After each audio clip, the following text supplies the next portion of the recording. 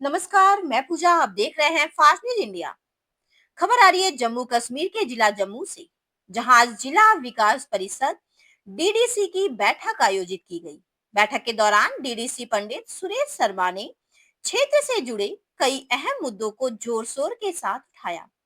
पंडित सुरेश शर्मा ने विकास कार्यों में आ रही बाधाओं, जनता की समस्याओं और अधूरे प्रोजेक्ट को लेकर प्रशासन का ध्यान आकर्षित किया। उन्होंने साफ कहा कि जन समस्याओं का समाधान प्राथमिकता के आधार पर किया जाना चाहिए। बैठक में मौजूद अधिकारियों ने मुद्दों को गंभीरता से सुना और जल्द समाधान का आश्वासन दिया। देखिए अखनूर से जोगिंदर पॉल शर्मा की रिपोर्ट। ऑनरेबल एमएलए साहिबान, ऑनरेबल डीडीसी साहिबान और मीटिंग में आए हुए सभी ऑफिशियल्स, धन्यवाद चेयरमैन साहब। आज आपने समीक्षा बैठक जो रखी डिस्ट्रिक्ट अपेक्स को लेकर, काफी डिटेल में चर्चा रही। हर विभाग को लेकर काफी जानकारी जो है वो दी गई। फिर भी हम ये सोच रहे थे कि शायद इस साल काम की जो रफ्तार है वो अच्छी रहेगी। जिस स्पीड में काम होने चाहिए उस स्पीड में काम होंगे, पर हमें कहीं ना कहीं अफसोस आता है कि जो उम्मीद लेकर हम चल रहे थे उस उम्मीद पे काम नहीं हो रहे। एक तो सबसे बड़ा रीजन उसमें मैंने जो देखा, कोई विभाग मुझे समझ नहीं आती, जब ये टेंडर करते हैं, कॉन्ट्रैक्टर्स आते हैं 40% बिलो, 45% बिलो, और फिर सर देखने में ये आया है कि एक एक कॉन्ट्रैक्टर ने 4-4, 5-5 पंचायतों का काम एक कोई लॉट हुए हैं। वो भी एक रीजन है कि काम जो है हमारे स्लो हो रहे हैं। एक ही कॉन्ट्रैक्टर के पास इतने काम है, 30 काम उसने ले लिए, उसकी इतनी क्षमता नहीं है काम करने की, 4 काम नहीं वो कर सकता है, और उसने सारे काम फंसा के रखे हैं।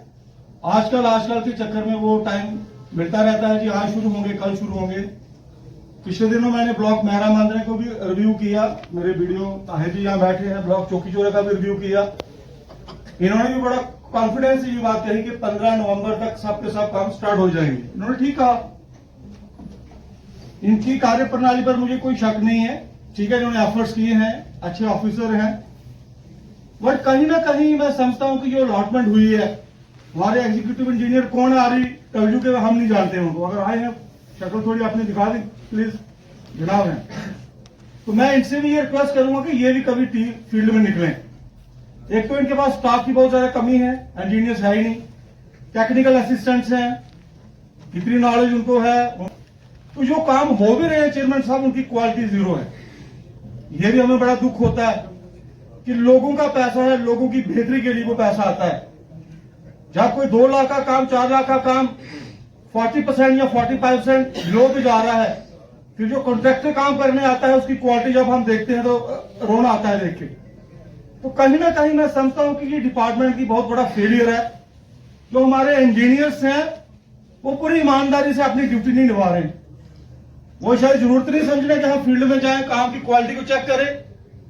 पिछले दिनों मैंने ये मीटिंग की थी, मैंने अपने ब्लॉक डेवलपमेंट ऑफिसर साहिबान को ये बोला था कि काम कंप्लीट होने के बाद इंजीनियर्स भी साथ रहेंगे, आप भी साथ रहोगे, हम हर काम को चेक करेंगे कि उसकी क्वालिटी क्या है। और भ्रष्टाचार के लिए सर जीरो टॉलरेंस पॉलिसी है। माननीय प्रधानमंत्री जी ने अगर दिल्ली से ये बात कही है तो हम भी भ्रष्टाचार को बिल्कुल एक्सेप्ट नहीं करेंगे। और काम की गुणवत्ता जो है वो सही होनी चाहिए, जिसका हमें बड़ा खेद है। मीटिंग्स में हम ये बात उठाते हैं पर फिर यहां सुनते हैं, यहां से सुनते हैं, वहां से निकाल देते हैं। तो ये मेरी सर आपसे रिक्वेस्ट है कि विभाग के जितने अधिकारी यहाँ इंजीनियर्स बैठे हैं, इनका काम है देखना रेशो क्या है, सीमेंट किस क्वालिटी का लग रहा है। कहीं स्लैब डल रही होती है, कोई इंजीनियर वहां पे नहीं होता है प्रेजेंट, वो कॉन्ट्रैक्टर आता है अपनी मर्जी से स्लैब डाल रहा है। किस स्टील का क्या डिजाइन है, सीमेंट कौन सा यूज हो रहा है, कौन सी क्वालिटी का यूज हो रहा है, कितनी क्वांटिटी में यूज हो रहा है, उसका कोई पता नहीं होता है। सर मेरी ये रिक्वेस्ट है कि इसको थोड़ा ध्यान दिया जाए। नंबर 2 सर, बाकी विभागों को लेकर भी चर्चा रही हमारी। पीएचई विभाग के मेरे एग्जीक्यूटिव इंजीनियर सुनील जी ने अपनी बात यहां रखी। मुझे उनके काम पर कोई संदेह नहीं है, अच्छा ईमानदारी से काम करते हैं। पर एससी पीएचई यहां बैठे हैं, मैं उनसे ये रिक्वेस्ट करूंगा कि जब तक आपके ऊपर से सपोर्ट नहीं रहेगी, चीफ इंजीनियर या एससी की सपोर्ट नहीं रहेगी, तो नीचे डिवीजन में काम अच्छे तरीके से नहीं हो पाएंगे। पिछले दिनों हमने सर, मेरा जो क्षेत्र है, माननीय एमएलए साहब ने भी अपनी बात रखी है विस्तार से, कंडी का क्षेत्र है, मैक्सिमम कंडी का इलाका है। अगर कोई मोटर खराब होती है सर, उसको ठीक होने में 3-3 हफ्ते लग रहे हैं। एक ही फर्म है जिसने कॉन्ट्रैक्ट लिया है, वो टाइम से मोटर जो है रिपेयर नहीं हो पाती है, लोग सफर कर रहे हैं। और पिछले दिनों यहां तक नौबत आ गई कि हमारे जो टैंकर चलते हैं वो भी बंद थे, पैसों की कमी के कारण टैंकर भी हमारे बंद थे। तो मैं ये रिक्वेस्ट करूंगा चेयरमैन साहब आपके माध्यम से, पीएचई विभाग की जो अधिकारी यहां पे बैठे हैं, प्लीज इस बात को थोड़ा सुनिश्चित करें कि कम से कम, अभी कोई समर नहीं है, कोई 45 या 50 डिग्री टेम्परेचर नहीं है, अगर इस ठंड में भी हम लोगों को पानी उपलब्ध नहीं करवा पा रहे हैं, कहीं ना कहीं फिर हमारा बहुत बड़ा फेलियर है। तो मैं समझता हूं कि हमें फिर उस चेयर पे बैठने को राइट नहीं है। अगर हम जिस चेयर पर बैठे हैं, अगर ईमानदारी से उस चेयर का निर्वहन नहीं कर पा रहे हैं, तो मैं समझता हूं कि फिर हमें उस चेयर को छोड़ देना चाहिए। विंटर में भी अगर लोगों को पानी के लिए इतना संघर्ष करना पड़ रहा है। उसके बाद सर मैं बात करूंगा आरएनबी विभाग की। पिछले दिनों काफी जो बारिशें रही, बहुत सी रोड्स हमारी ब्लॉक हो गई, स्लाइडिंग्स हुई। चलिए, वो किसी तरीके से डिपार्टमेंट ने एफर्ट्स किए, रोडें हमारी सब की सब थ्रू हो गई। और आज तक 4-5 महीने हो गए हैं। रोड क्लियर कितनी की है, यहां से गाड़ी निकल सकती है, वही 10 फुट मलबा उठा के राइट साइड रखा हुआ है, लेफ्ट साइड रखा हुआ है, कोई क्लियरेंस नहीं है। सड़कों की हालत इतनी बद से बदतर है कि लोगों का आना जाना भी इतना मुश्किल है। सिटी एंड टाउन सेक्टर में जो पैसा मिलता था, पिछले 4 सालों में सर हमने, मेरे 2 ब्लॉक आते हैं, ब्लॉक चौकी चौरा और मेहरा मांद्रिया, और मैं पिछले 4 सालों में 4.5 करोड़ 5 करोड़ की सड़कें जो है उनपे ब्लैक टॉपिंग का काम होता था।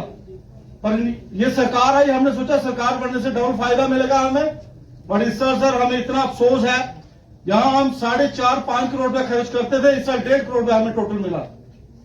और हमारी जो सड़कों की हालत है बिल्कुल बद से बदतर है। तो मैं विभाग के अधिकारियों से ये रिक्वेस्ट करूंगा, प्लीज एक तो जो स्लाइडिंग हुई है, जो स्लिपें आई हैं, वो जितना जल्दी हो सके वो ठीक हो, ताकि किसी भी प्रकार की लोगों को आने जाने में दिक्कत ना हो। उसके अलावा सिटी एंड टाउन सेक्टर या डीडीसी कंपोनेंट या पीआरआई कंपोनेंट में भी हमने पैसा आरएनबी विभाग को दिया है। वो भी अभी काम कुछ स्टार्ट हुए हैं, बट जिस स्पीड में काम होने चाहिए थे अभी तक नहीं हो पाए हैं। एक्सिन साहब से मेरी परसों भी बात हुई थी, इन्होंने कहा था कि दिसंबर एंडिंग तक हमारे सारे काम कंप्लीट हो गए, उम्मीद रखता हूं मैं। इसके अलावा सर फ्लड प्रोटेक्शन की बात है, यहां तक मेरे एरिया में बहुत सा लॉस हुआ। फ्लड प्रोटेक्शन के बहुत से काम मेरे इलाके में चल भी रहे हैं, कहीं कहीं मुझे कोई कंप्लेंट नहीं है, बेहतरीन काम हुए हैं। चौकी चौरा क्षेत्र में यहाँ एससी बैठे हुए हैं।